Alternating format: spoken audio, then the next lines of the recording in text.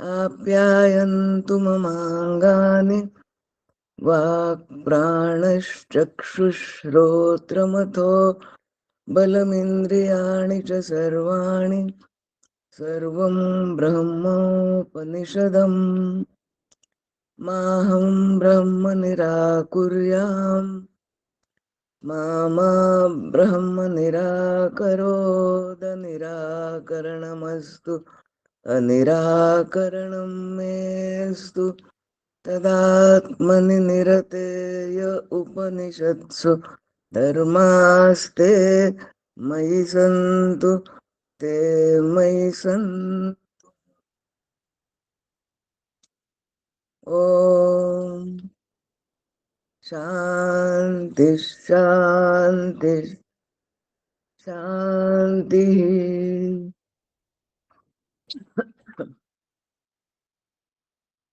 अथ प्रथमः खण्डः येनेषितं पतति प्रेषितं मनः येन प्राणः प्रथमः प्रैतियुक्तः येनेषितां वाचमिमां वदन्ति चक्षुश्रोत्रं क उदेवो युनक्ति श्रोत्रस्य श्रोत्रं मनसो मनो यद् वाचोह वाचं स प्राणस्य प्राणः चक्षुषश्चक्षुरतिमुच्यधीरा प्रेत्यास्माल्लोकाद् अमृता भवन्ति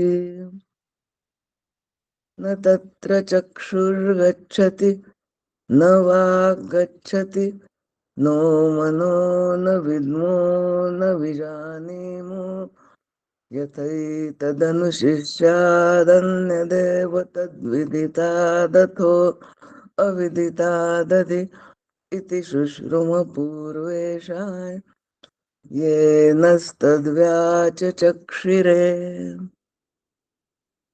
यद्वाचानभ्युदितं येन वागभ्युद्यते तदेव ब्रह्मत्वं विद्धि नेदं यदिदमुपासते यन्मनसा न मनुते येनाहुर्मनोमतं तदेव ब्रह्मत्वं विद्धि नेदं यदिदमुपासते यच्चक्षुषा न पश्यति येन चक्षुंषि पश्यति तदेव ब्रह्मत्वं विद्धि नेदं यदिदमुपासते यच्छ्रोत्रेण न शृणोति येन श्रोत्रमिदं श्रुतं तदेव ब्रह्मत्वं विद्धि नेदं यदिदमुपासते यत्प्राणेन न प्राणिति येन प्राणप्रणीयते तदेव ब्रह्मत्वं विद्धि नेदं यदिदमुपासते इति प्रथमः खण्डः। अथ द्वितीयः खण्डः यदि मन्यसे सुवेदेति दभ्रमेवापि नूनं त्वं वेत्त ब्रह्मणो रूपम् यदस्य त्वं यदस्य च देवेष्वथ नुमेमांसमेव ते मन्ये विदितम् नाहं मन्ये सुवेदेति नो न वेदेति वेद च यो नस्तद्वेद तद्वेद नो न वेदेति वेद च यस्यामतं तस्य मतं मतं यस्य न वेद सः अविज्ञातं विजानताम् विज्ञातमविजानताम् प्रतिबोधविदितं मतममृतत्वं हि विन्दते आत्मना विन्दते वीर्यं विद्यया विन्दते मृतम् इह चेदवेदीदथ सत्यमस्ति न चेदिहावेदीन् महती विनष्टिः भूतेषु भूतेषु विचित्य धीराः प्रेत्यास्माल्लोकादमृता भवन्ति इति द्वितीयः खण्डः। हरिः ओम्। श्रीगुरुभ्यो नमः। हरिः ओम्।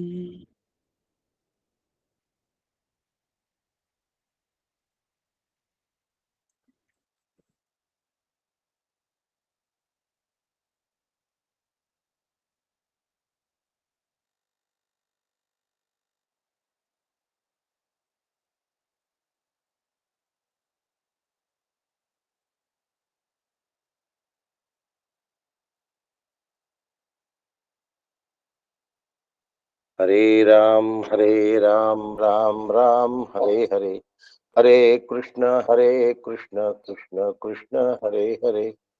सद्गुरुनाथ महाराज की जय। वंशी विभूषित करन्नवनीरदाभा पीतांबरा दरुण बिंब फलादरुष्टा पूर्णेन्दु सुंदर मुखादरविंद नेत्रा कृष्णात् परं किमपि तत्त्वमहं न जाने।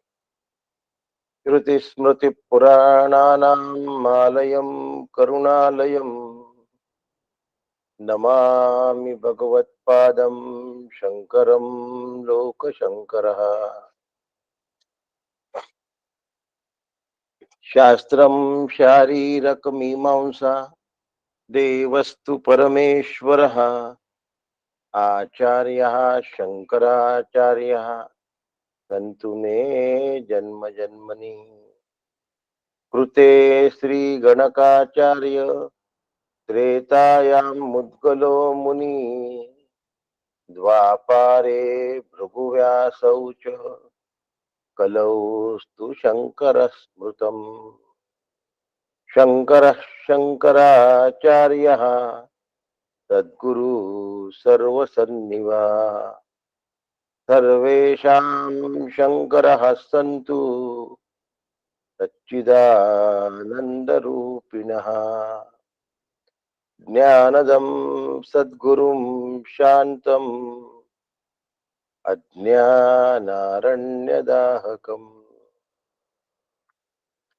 नमामि परमाचार्यम् श्रीमच्छङ्करधारिणम्। सदाशिवसमारम्भाम् शङ्कराचार्यमध्यमाम् अस्मदाचार्यपर्यन्ताम् वन्दे गुरुपरम्पराम्। वन्दे गुरुपरम्पराम्। सद्गुरुनाथ महाराज की जय।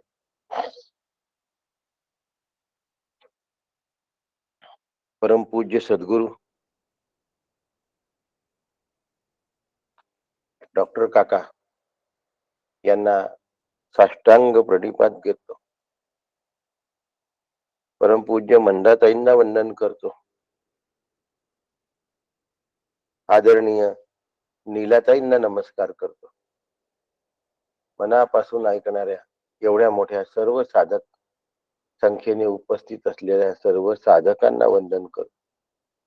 आणि आपण सगळे मिळून उपनिषदाच्या अभ्यासाला शांती मंत्रापासून प्रारंभ करूया. आधी शांती मंत्र म्हणूया.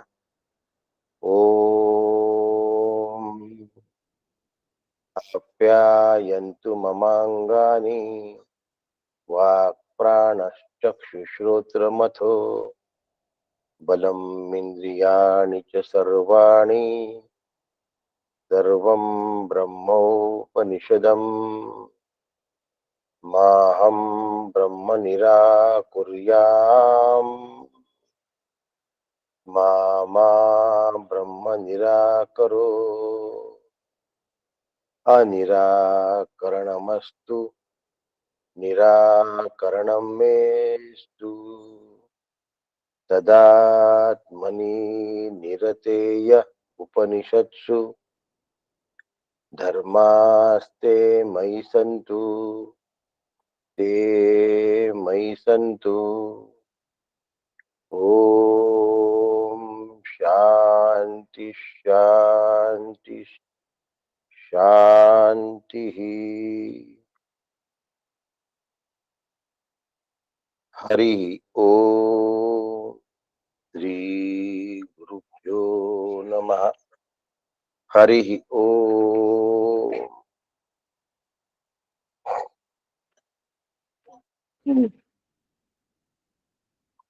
केनोपनिषदातल्या एका महत्वाच्या मंत्राकडे आज आपण वाटचाल करतो आणि तो मंत्र आहे प्रतिबोध विदितम मतम अमृतत्वम हि विंदते आत्मना विंदते वीर्यम विद्यया विंदते अमृतम। दुसऱ्या खंडातला चौथा मंत्र आहे। यानंतर आणखीन एक मंत्र आहे इह चेदिव। हा पाचवा मंत्र झाला की दुसरा खंड संपतो आहे।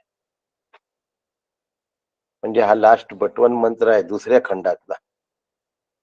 खूप मोलाचा मंत्र आहे। उपनिषदच मोलाचा आहे। परमार्थात उपनिषद म्हणजे सुप्रीम कोर्ट। उपनिषद म्हणजे फायनल वर्डिक्ट। उपनिषदाच्या पुढे कोणीही बोलत नसतं। शास्त्र सुद्धा उपनिषदांचं स्पष्टीकरण करतं। उपनिषदांमध्ये बदल करत नाहीत, मंत्रांमध्ये दुरुस्ती करत नाहीत। काना मात्रा रस्व दीर्घ कोणालाही अधिकार नाहीये। प्रस्थानत्रयीमध्ये म्हणजे भगवद्गीता, ब्रह्मसूत्र आणि उपनिषद यांच्या काना मात्रा वेलांट्यामध्ये अनुस्वारामध्ये सुद्धा बदल करण्याचा कुणालाही अधिकार नाही। म्हणून जे वाचक असतात, जे पाठक असतात, जे पठण करतात ते याची खूप काळजी घेतात। नीलाताई कसं वाचतात पहा। प्रतिबोध विदितम मतम ममृतत्वम हि विंदते। मतम अमृतत्वम असं नाही म्हणत, मत ममृतत्वम हि विंदते। नीलाताईंचं वाचन बघा तुम्ही, तेव्हा तुम्हाला कळेल की आपल्या मनाने हलंत आणि संधी विग्रह करण्याच्या जेवढ्या शक्यता आहे त्या ते टाळतात। जसच्या तस म्हणून प्रतिबोध विदितम मतम ममृतत्वम हि विंदते असं वाचतात। समजावून सांगताना सांगावं लागतं हा भाग वेगळा। पण जे निष्ठेचे वाचक आहेत, श्रद्धायुक्त वाचन करतात, संथायुक्त वाचन ज्यांचं आहे ते शक्य तेवढे संधी विग्रह टाळतात आणि जसं आहे तसं वाचायचा प्रयत्न करतात। अगदी नाईलाज असेल तिथेच ते संधी विग्रह करतात, नाही तर सहसा ते संधी विग्रह करत नाही। हे नीलाताईंच्या रोजच्या पठणातून जर तुमच्या लक्षात आलं असेल तर मला वाटतं माझं सांगणं बरोबर आहे। नीलाताई आहे ना बरोबर?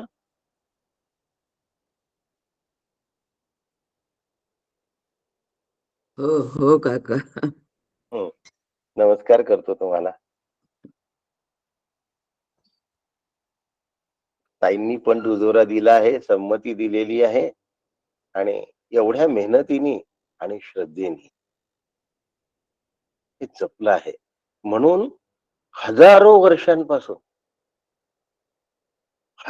वर्षांपासून आपले मंत्र जशीच्या तसे उद्गृत केले जातात।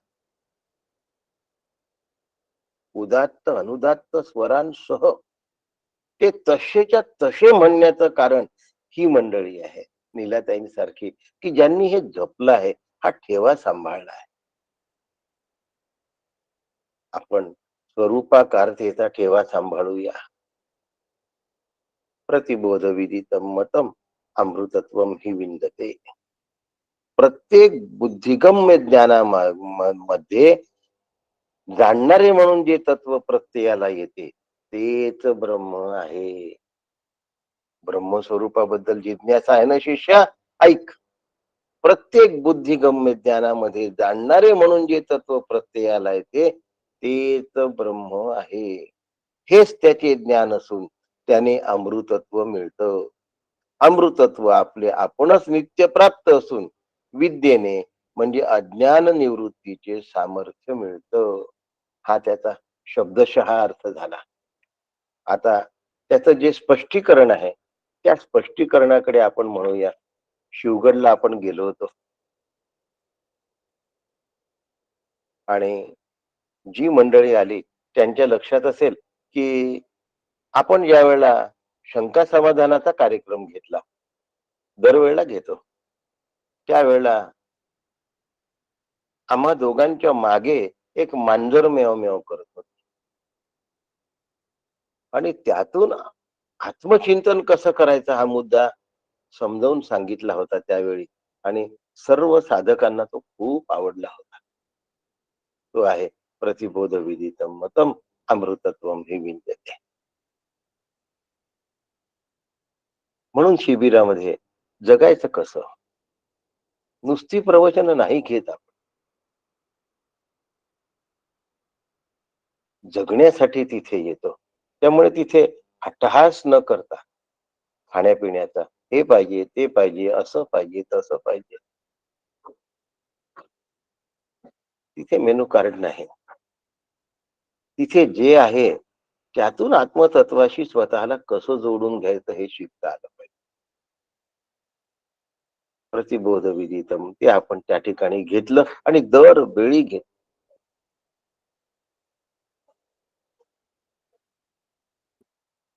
हळूहळू पुण्याची जी मंडळी आहेत, दुपारी आत्माराम ऐकणारी, सौ शैला काकू आत्माराम घेतात, त्यांचा आत्माराम ऐकणारी मंडळी आता हळूहळू आत्मचिंतनाकडे वळायला, त्यांना शिबिराला यावंसं वाटायला. आज ही इच्छा उद्या त्यांच्या जीवनाचा परमोत्कर्ष केल्याशिवाय राहणार नाही. प्रतिबोध विदितम मतम अमृतत्वम ही विंजते या मंत्रामध्ये श्रुती तीन गोष्टी प्रतिपादित करीत आहे. एक, ब्रह्मस्वरूप प्रतिपादित करीत आहे. दुसरं, ब्रह्मविद्येचे स्वरूप प्रतिपादित करीत आहे आणि तिसरं, ब्रह्मविद्येचे फळ प्रतिपादित करीत आहे. या तीन गोष्टी कशा प्रतिपादित करतात म्हणून हा मंत्र 2-4 दिवस चालू शकतो. आता पहिलं बघूया, काय बघणार आहोत आपण. तीन मध्ये पहिलं काय बघणार आहोत, तर पहिलं आपण सांगणार आहोत ब्रह्मविद्येचे स्वरूप कसं आहे. ब्रह्मस्वरूप एकदम सांगता येत नाही, म्हणून ब्रह्मविद्येचं स्वरूप कसं आहे. बुद्धी जे जे जाणे ते जाणणे होय जेणे. बुद्धी जे जे जाणे ते जाणणे होय जेणे, तो आत्मा सामान्यपणे जाणी माझी.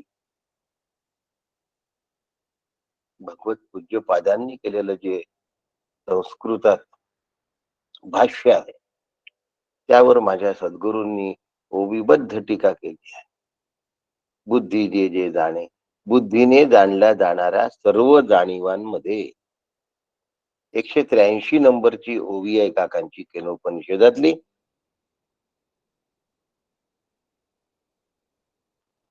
बुद्धी जे जे जाणे ते जाणणे होय जेणे, तो आत्मा सामान्यपणे जाणीवे माझी. बुद्धीने जाणल्या जाणाऱ्या सर्व जाणीवांच्या मध्ये ते जाणणे ज्यामुळे होते तो आत्मा चैतन्य रूपाने सामान्य स्वरूपात व्यापून असतो. याचं स्पष्टीकरण घेऊया आता. बुद्धीने जाणलेल्या जाणीवांमध्ये बुद्धी जाणते हे आपल्याला सगळ्यांना माहिती आहे. हे सांगायची गरज नाही. या जाणण्याच्या मागे जाणीव नावाचं काय आहे, तत्व आहे. ह्या जी जाणीव आहे, या जाणीवेमुळे जाणणे ही प्रक्रिया होते. आता प्रक्रिया म्हणजे जाणणे हा अनुभव येतो. अचेतन जड वस्तू आहे, ही डब्बी आहे. या डब्बीला जर टाचणी टोचली, तर टाचणी टोचल्या तर या डब्बीला जाणीव होते का? डब्बीकडून टाचणी टोचली हे जाणलं जातं का? याचं उत्तर नाही असं आहे. याचा अर्थ जाणीव नावाचं तत्व डब्बीमध्ये नाही, अचेतन जड वस्तूमध्ये नाही, पण माझ्या देहात आहे. आता हे बुद्धीमध्ये मुळे जाणलं जातं का? प्रश्न विचारूया. मी वैद्यकशास्त्राचा विद्यार्थी असल्यामुळे आणखीन एक गोष्ट सांगितल्या जाते, की मेंदूपासून येणाऱ्या ज्या नर्व्हज आहेत, त्या शरीराच्या शेवटच्या टोकापर्यंत जातात आणि मग तिथे त्या सेन्सेशन असल्यामुळे, त्या नर्व्हज असल्यामुळे सेन्सेशन आहे, म्हणून जाणीव आहे. वैद्यकशास्त्र म्हणतात. हो, पण त्या असताना सुद्धा जाणीव नाही, असं पॅरलाइज झालेल्या माणसाला होतं की नाही? असं फॉर्मिकेशन जबरदस्त म्हणजे मुंग्या आलेल्या जबरदस्त हाताची परिस्थिती असेल, तर सुई टोचलेली कळत नाही. बधीर झालेला जर असेल, तरी पण कळत नाही.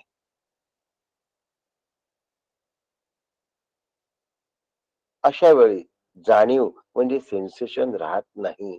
आता जेव्हा ते राहतं, तेव्हा नर्व्हमुळे राहतं असं जर आपण म्हणत असू, तर आता नर्व्ह तिथे आहे, पण ते फंक्शन नाही आहे त्या ठिकाणी. मग म्हणतात त्या डेड झाल्या. हो, डेड झाल्या. त्यातलं लिव्हिंग मटेरियल जे आहे, ती जाणीव आहे. म्हणजे नर असण्यामुळे जाणीव आहे असं नाही. त्यात जे लिव्हिंग आहे, त्याच्यामुळे आहे. ते जे जिवंत तत्व आहे, त्याला जाणीव तत्व असं म्हणतात. ते जाणीव तत्व आत्मचैतन्यामुळे आहे. केवळ नर हे त्याचं निमित्त आहे. घरामध्ये वायरिंग आलं आहे, पण बाहेरच्या खांबावरून इलेक्ट्रिक सप्लाय कनेक्ट झाला की येतं. नुसतं फिटिंग करून होत नाही. याचा अर्थ ते चैतन्यामुळे येतं.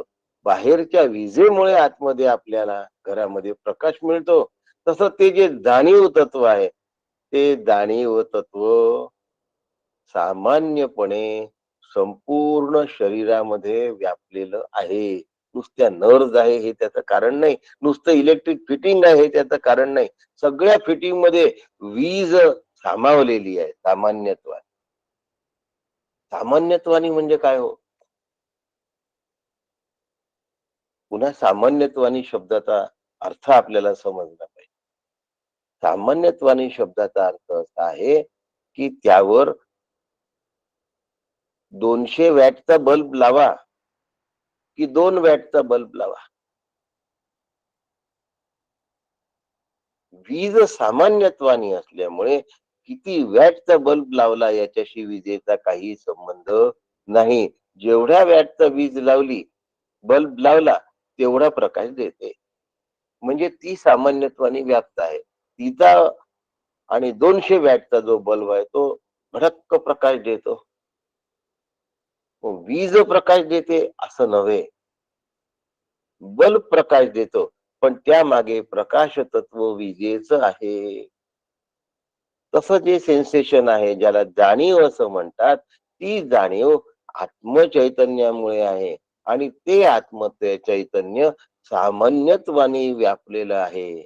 म्हणून कुणाची बुद्धी प्रखर असते, तल्लख असते, शार्प असते.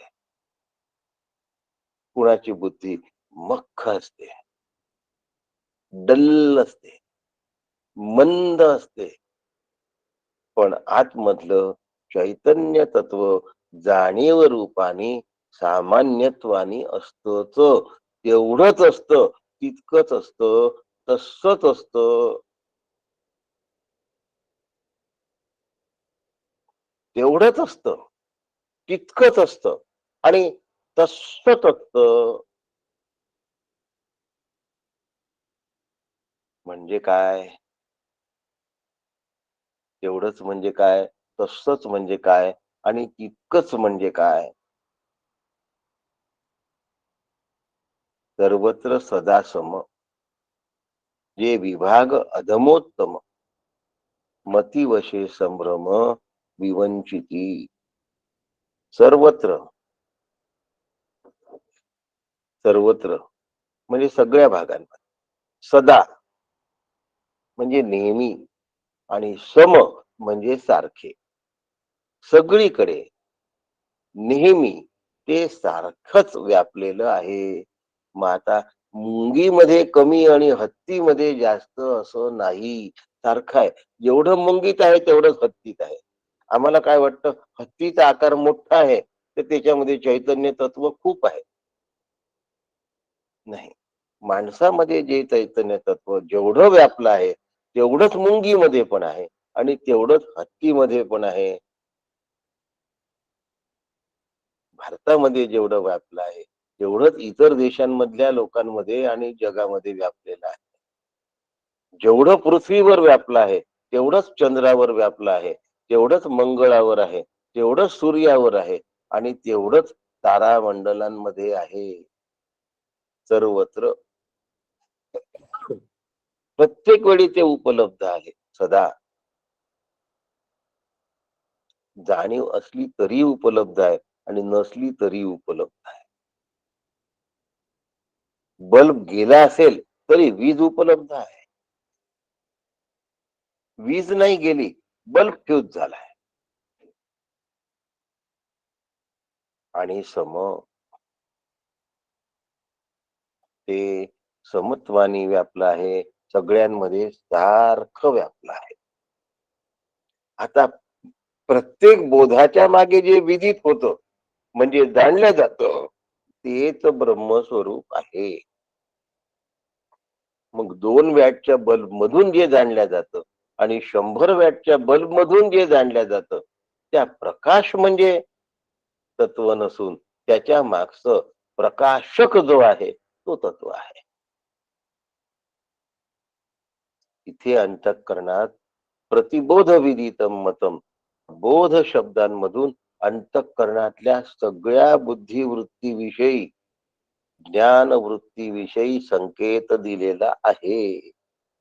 या बुद्धिवृत्तीतून जे सगळं जाणलं जातं, या ज्ञानवृत्तीतून जे सगळं जाणलं जातं तेच ब्रह्मस्वरूप आहे, तेच आत्मा आहे.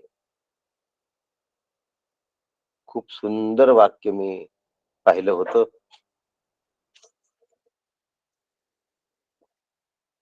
सापडलं. बुद्धिवृत्ती जणू आत्मस्वरूपात जाण्याचा बोध स्वरूप द्वार आहे असं समजा. सर्व वृत्तींमध्ये अंतर्बाह्य ब्रह्मस्वरूप व्यापलं आहे हे दर्शविण्यासाठी प्रतिबोध हा शब्द वापरलेला आहे. बोधम बोधम प्रतिबोधम.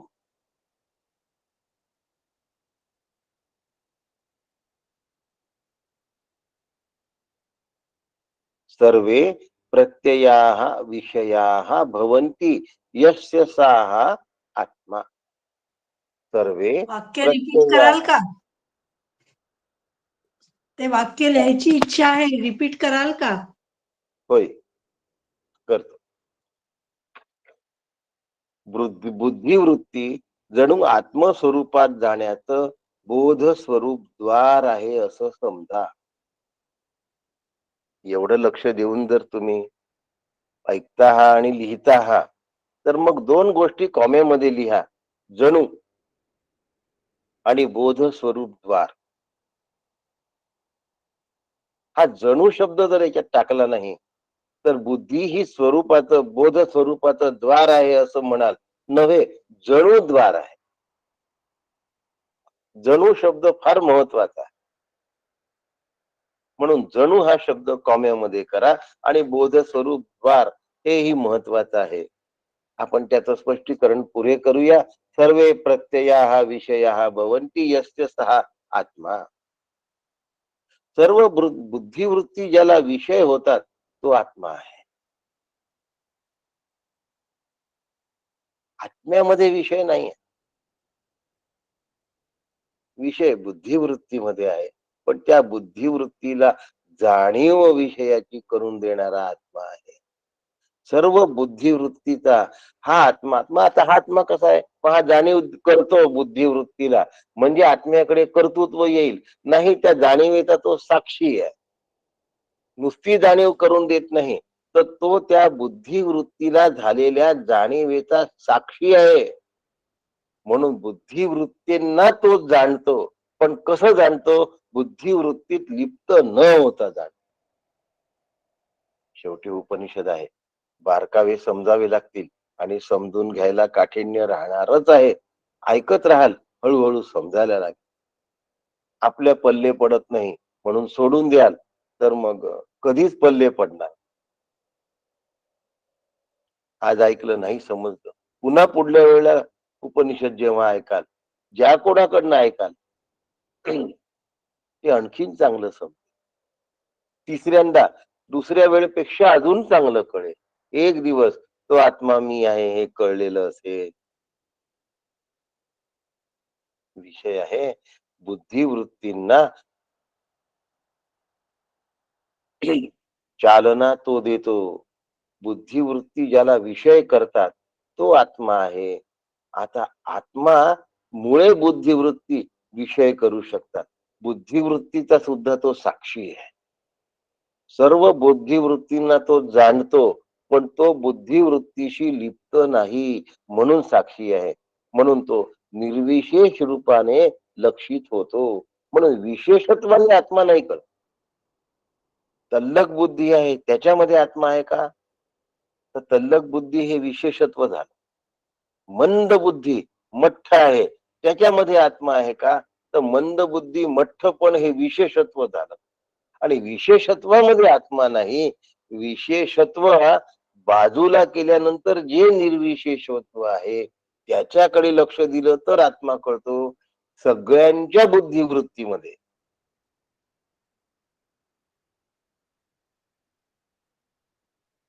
जो आहे तो आत्मा आहे.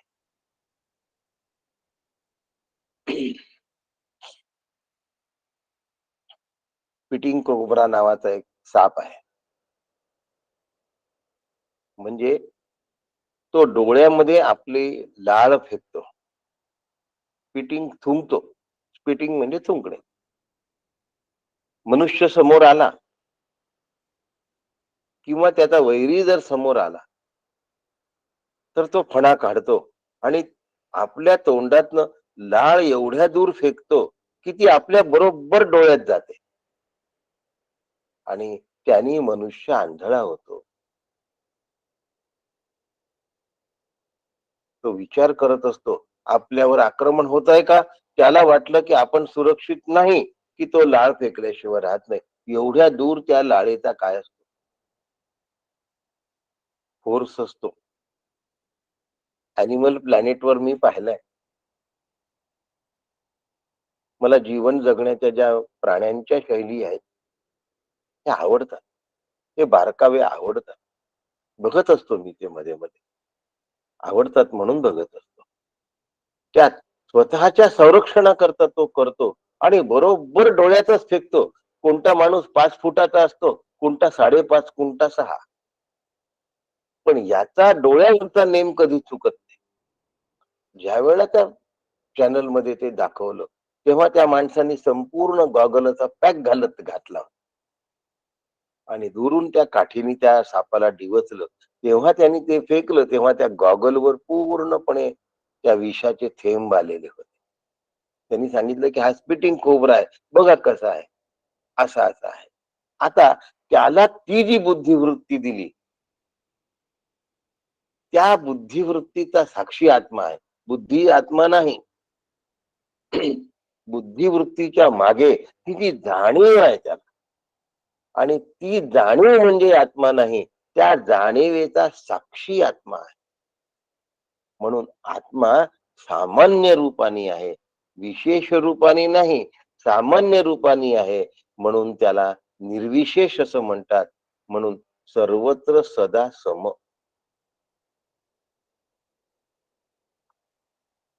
पांढऱ्या फुलातही तोच आहे, लाल फुलातही तोच आहे, पिवळ्या निळ्या फुलात सुद्धा तोच आहे. आता फुलांचे रंग बदलले, फुलत्व नाही बदललं. पानांचे आकार बदलले, पण पानत्व नाही बदललं. झाडांचे प्रकार बदलले, पण वृक्षत्व नाही बदललं. मनुष्याचे आकार बदलले, पण मनुष्यत्व नाही बदललं. प्राण्यांचे प्रकार बदलले, पण प्राणित्व नाही बदललं. हे जे त्व आहे त्याचा साक्षी तो आहे. हे त्व जे आहे त्याचा तो साक्षी आहे. त्या प्रकारे आत्मस्वरूपाला साक्षी रूपानेच जाणता येत. प्रतिबोध विदितम मतम, बोधम बोधम प्रतिबोधम.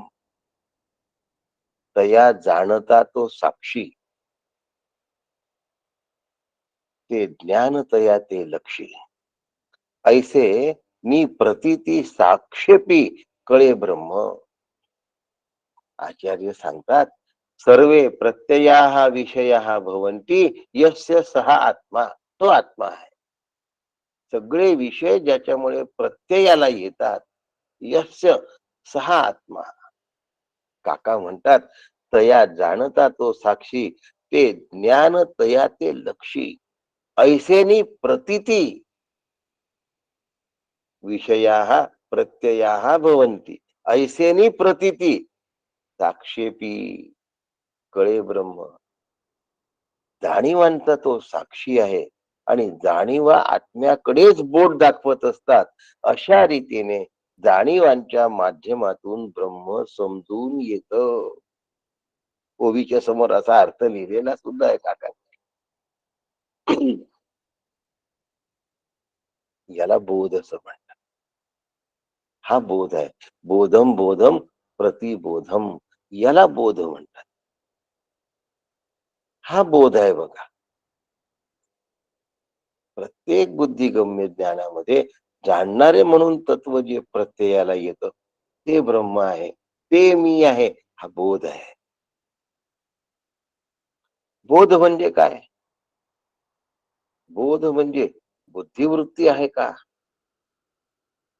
बुद्धिवृत्तीचं जी जाणीव आहे त्याला बोध म्हणायचं का? त्या जाणीवेचा जो साक्षी आहे तो मी आहे, हा बोध आहे. ज्ञान होत असताना अंतःकरणात तयार होणाऱ्या बुद्धिवृत्तींना आणि बुद्धिवृत्तीच्या जाणीवेला बोध म्हणतात असं समजावं. जाणीवेचा साक्षी समजायला कठीण आहे. जाणीवेला बोध होता असं समजा सध्या. पण त्या जाणीवेनंतर जो विचलित होत नाही, कोण विचलित होत नाही? साक्षी विचलित होत नाही. साक्षी म्हणजे कोण हो? टीम मधल्या बॅट्समननी चौकार मारला तरीही, षटकार मारला तरीही, आणि चेंडू हुकवून स्टंप आउट झाला तरीही जो विचलित होत नाही त्याला साक्षी म्हणतात. अंपायर काय आहे? साक्षी आहे. तो कोणत्याच पार्टीचा नाही. म्हणून जेव्हा आपण घट बघतो तेव्हा त्या घटाला आपली वृत्ती व्यापून असते. घट अवच्छिन्न चैतन्य आणि वृत्ती अवच्छिन्न चैतन्य हे एक झाले म्हणजे वृत्तीला घटाचं ज्ञान होतं. थोडस विचारसागरची भाषा आहे. याला उपहित शब्द वापरतात. घटावर आधारलेली जी वृत्ती आहे, घटोपहित चैतन्य आणि वृत्तीपहित चैतन्य, उपहित शब्द आहे. उप म्हणजे त्यावर, हित म्हणजे अशा. हे दोन चैतन्य एकमेकाशी मिळतात आणि मग वृत्तीला कळतं की हा घट आहे. कारण वृत्ती अचेतन जड आहे, आणि घट सुद्धा अचेतन जड आहे. म्हणून वृत्तीपहित चैतन्य आणि घटोपहित चैतन्य यांचं एकत्रीकरण झालं म्हणजे वृत्तीला हा घट आहे हे दिसतं.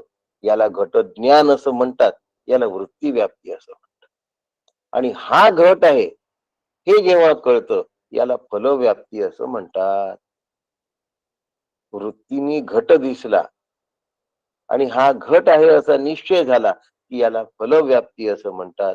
चैतन्याशिवाय वृत्तीला सत्ता नाही, चैतन्याशिवाय घटाला सत्ता नाही, तसा चैतन्याशिवाय बुद्धीलाही सत्ता नाही.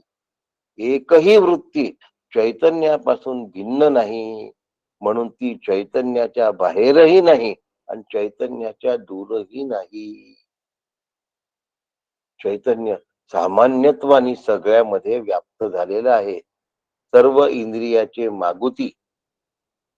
काकांच्या ओव्या आहे बरं का, 187 नंबर. न ये ब्रह्माची प्रचिती, बुद्धी प्रतीती संगती सामान्य.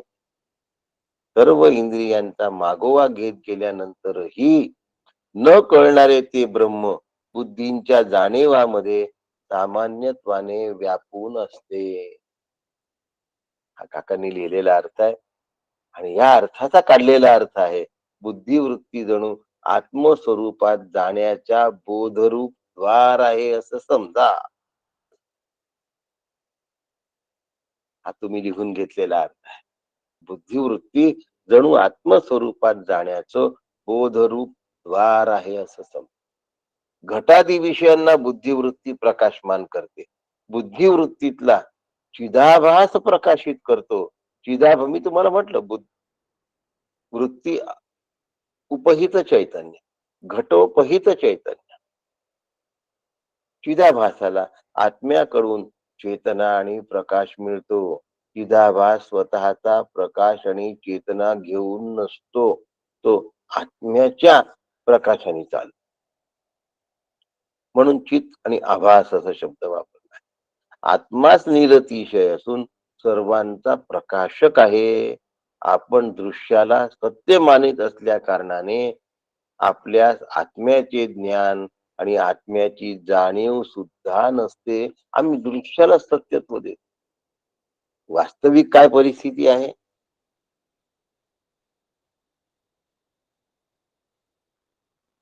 दृश्य नुसतं भासमान आहे. पण आम्हाला काय वाटतं? दृश्य सत्य आहे असं वाटतं. दृश्य सत्य नाही, दृश्य भासमान आहे. त्यासाठी शंकराचार्य दिलेलं जे उदाहरण आहे ते उदाहरण पण या ठिकाणी लागू होतात. यात वेगवेगळी मतं आहेत. ही मतं आता या ठिकाणी सांगणं सुरू होतं. त्यापूर्वी एक लक्षात ठेवा की चिदाभासामुळे बुद्धिवृत्ती प्रकाशित होते आणि चिदाभास हा आत्म्याकडून आलेला असतो. म्हणून आत्म्याकडून आलेल्या प्रकाशाला चिदाभास असं म्हणतात. आता बुद्धिवृत्ती झोपली असेल तरी चिदाभास असतो आणि बुद्धिवृत्ती जागरूक असेल तरी चिदाभास असतो. पण चिदाभास नसेल तर बुद्धिवृत्ती डेड होते. म्हणून कलेवराला बुद्धिवृत्ती नसते, कारण तिथे अंतःकरण नसतं आणि चिदाभास अंतःकरणामध्ये प्रविष्ट होत असतो. सूर्याचा प्रकाश आरशामध्ये जाईल ना, की मातीच्या ढेकळामध्ये जाईल? मातीचं ढेकूळ आणि आरसा दोन्ही पृथ्वी तत्वच आहे.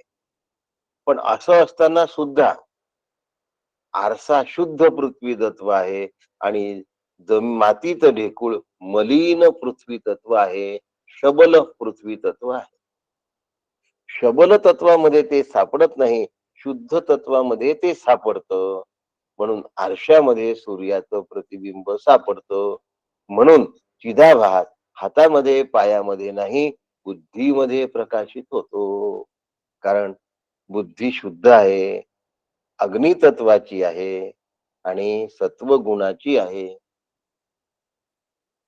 ज्या वेळेला हे असं आहे त्यावेळेला बुद्धीमध्ये चिदाभासाचा प्रकाश पडतो आणि ते बुद्धीला प्रकाशित करतो आणि म्हणून बुद्धीला बोध होतो. तो बोध माझं स्वरूप आहे. प्रतिबोध विदितम मतम अमृतत्वम ही विंदते.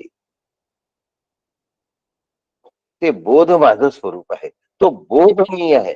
म्हणून बोधम बोधम प्रतिबोधम.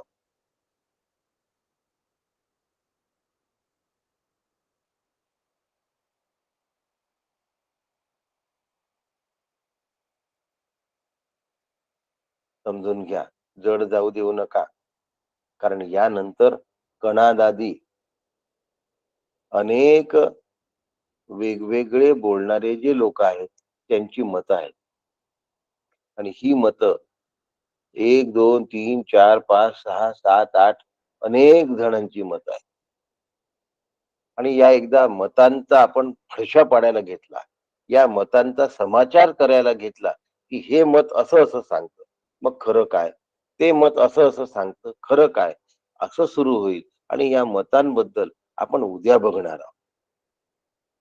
आज आम्हाला हे कळलं पाहिजे, की प्रत्येक होणाऱ्या बोधाच्या मागे बोधतत्व जे आहे ते ते आहे.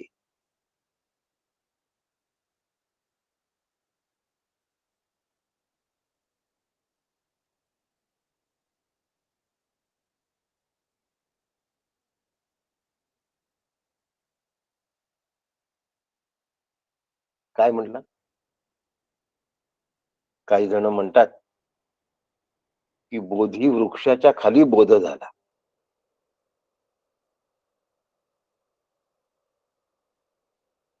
कुठल्याही वृक्षाच्या खाली जरी तो बोध झाला असेल, त्या वृक्षाला तुम्ही बोधी वृक्ष म्हणा, माझं म्हणणं नाही त्याच्याबद्दल. पण तो बोध सगळीकडे समत्वानी आहे. त्याच्यामुळे ते खडकावर जरी नुसत्या बसले असते, मागे वृक्ष नसता, तरी बोध झाला. कारण सर्वत्र सदा आणि सम ते सर्वत्र तत्व असल्यामुळे विशिष्ट वृक्षाच्या खाली ते होतं असं काही नाहीये. म्हणून त्या वृक्षाला बोधी नाव दिलं असातलं काही कारण नाही. बोध हा ज्याचा त्याला होत असतो आणि तो मी आहे हा खरा बोध आहे.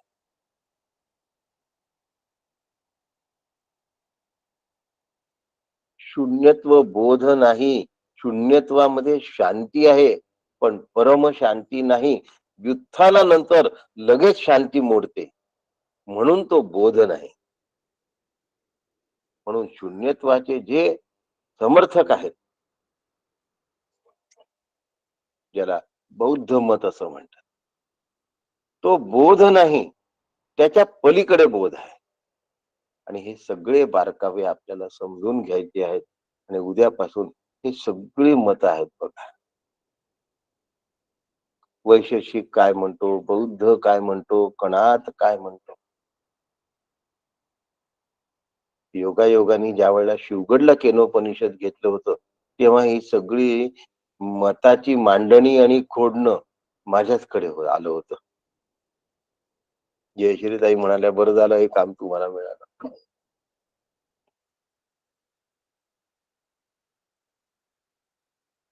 कठीण नाही आहे याच्यात काही, पण समजून घेण्यासाठी लक्षात ठेवा, की चिदाभास बुद्धिवृत्तीला जाणीव निर्माण करतो आणि तो त्याचा साक्षी असतो. आपण दृश्याला सत्य मानल्यामुळे आपल्याला आत्म्याचं ज्ञानही होत नाही आणि जाणीवही आत्म्याची होत नाही. कारण आम्ही दृश्य सत्यत्वाने बघत असल्यामुळे आमची वृत्तीच बहिर्मुख झाली. बहिर्मुख वृत्तीला नाही कळत हो. बहिर्मुख वृत्तीला नाही कळत.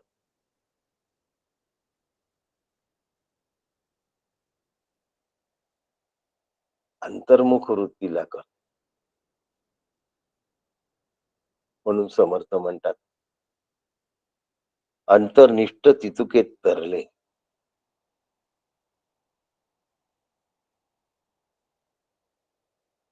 आम्हाला अंतर्निष्ठ व्हायचं आहे आणि इतर सगळ्या मतांचा उद्या आपण काय करणार आहोत बघणार आहोत. ती मतं कशी आणि काय उद्या जरा भाग जरा क्लिष्टतेने सुरू होईल.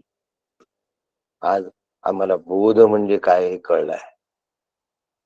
हा बोध असाच आतमध्ये ठेवा, घट्ट रुजवा. मग इतर मत कशाला बोध म्हणतात, काय म्हणतात, याच्या गुंत्यामध्ये पडू नका. आज तरी पडू नका. आज एवढं साचून ठेवा, स्थिर करून ठेवा, घट्ट करून ठेवा, पक्क करून ठेवा. प्रतिबोध विदितम मतम अमृतत्वम हि विद्यते. आत्मना विंदते वीर्यम विद्येया विंदते मृत. अविद्येला घालवणारी ही जी विद्या आहे, या विद्येचा आपण अभ्यास करतो आहोत. सद्गुरू डॉक्टर काकांच्या कृपेने हा अभ्यास बोधापर्यंत जाईल आणि तो मी आहे, आत्मा मी आहे हा बोध होईल. मी ब्रह्म आहे हा बोध. संपूर्ण श्रद्धेने, निष्ठेने आणि एकाग्रतेने अभ्यास करा. काकांच्या कृपेने कल्याण झाल्याशिवाय राहणार नाही, एवढं सांगतो आणि आपल्या सगळ्यांना नमस्कार करून आज रजा घेतो. राम कृष्ण हरी. रामकृष्ण रामकृष्ण हरी.